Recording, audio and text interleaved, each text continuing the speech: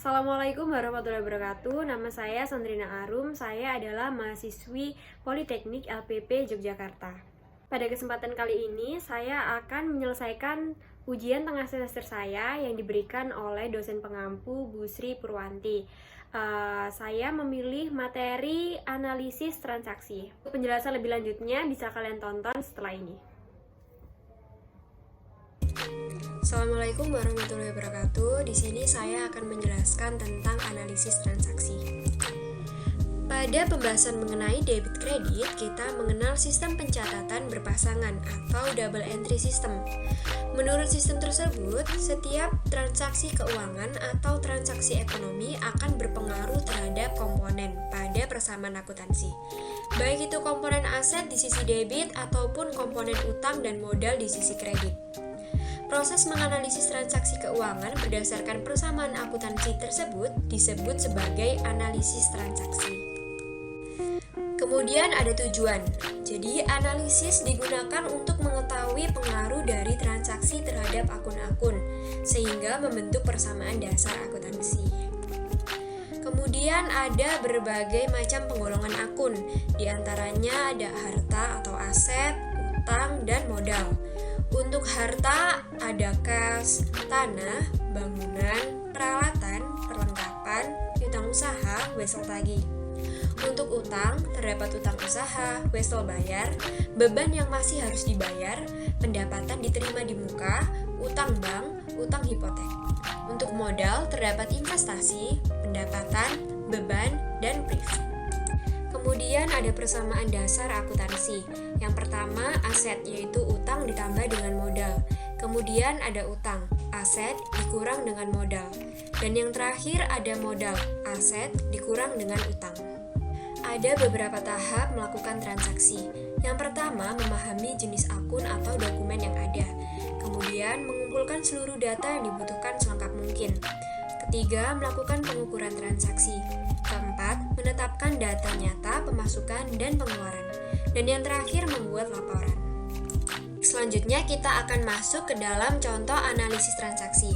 Perlu diingat, ketika menganalisis transaksi, setiap transaksi keuangan yang terjadi akan mempengaruhi sedikitnya dua jenis akun.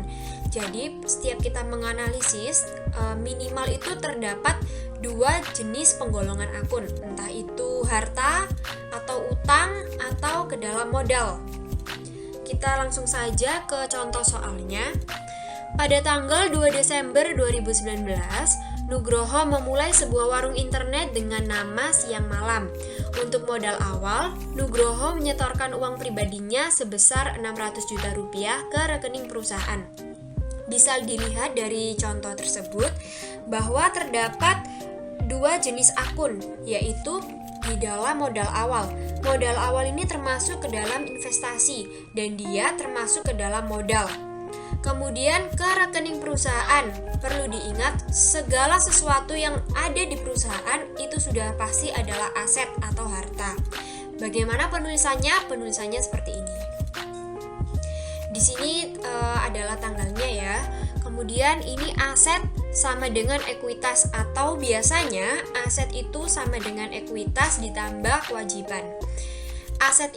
Aset di sini termasuk ke dalam kas. Kasnya itu dari rekening perusahaan, yaitu sejumlah 600 juta rupiah. Kemudian modal awal investasi tadi juga 600 juta rupiah. Jadi bisa dilihat bahwa aset nilainya sama dengan ekuitas, jadi seimbang.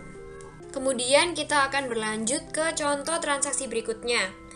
Dilanjutkan pada saat tanggal 5 Desember 2019 dibeli perlengkapan secara kredit sebesar 2 juta dari toko Tiga Saudara. Di sini bisa kita lihat ada dua akun juga yang mempengaruhi. Akun yang pertama adalah akun harta dari kata perlengkapan. Kemudian akun yang kedua ada utang dari kata kredit. Kemudian bisa kita tuliskan untuk saldo lama tetap di aset, kas itu 600 juta rupiah. Kemudian di ekuitas tetap 600 juta rupiah. Kemudian saldo barunya menjadi kas tetap 600 juta rupiah, tapi ditambah dengan perlengkapan yang bertambah jadi 2 juta rupiah, dan kewajiban yang berupa utang bertambah menjadi 2 juta rupiah, kemudian ekuitas yang tetap seperti modal awal yaitu 600 juta rupiah. Bisa dilihat untuk aset totalnya 602 juta rupiah dan untuk kewajiban plus ekuitas 602 juta rupiah. Jadi aset sama dengan kewajiban plus ekuitas.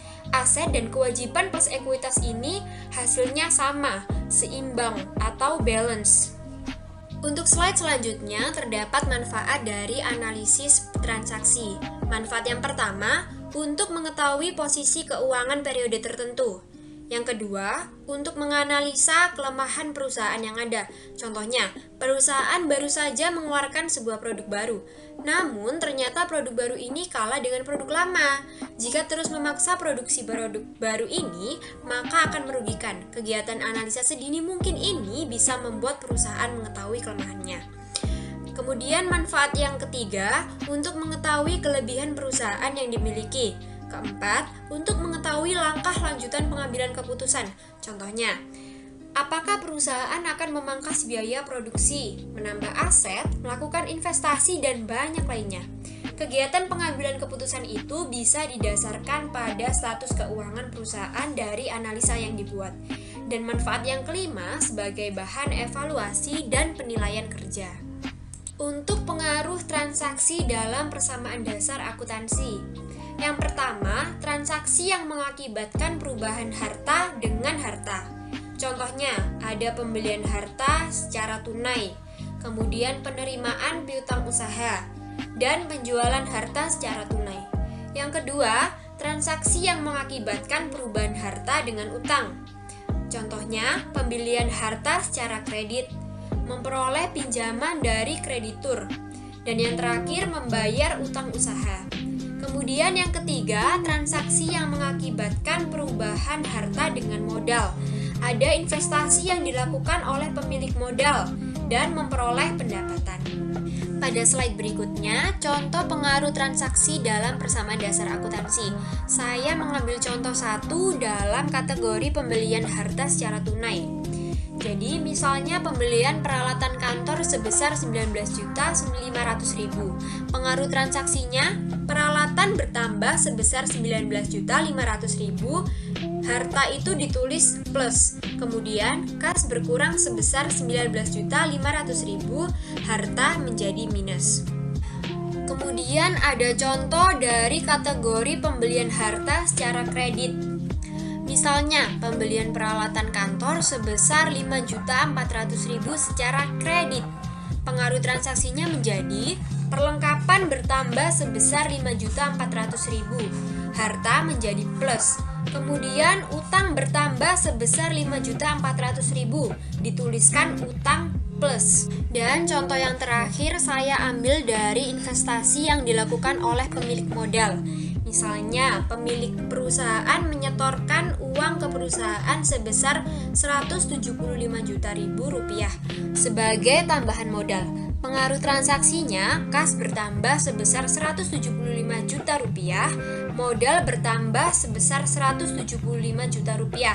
Harta dan modal ini sama-sama bernilai plus. Sekian penjelasan dari saya mengenai materi analisis transaksi. Semoga bermanfaat buat kalian semua. Terima kasih.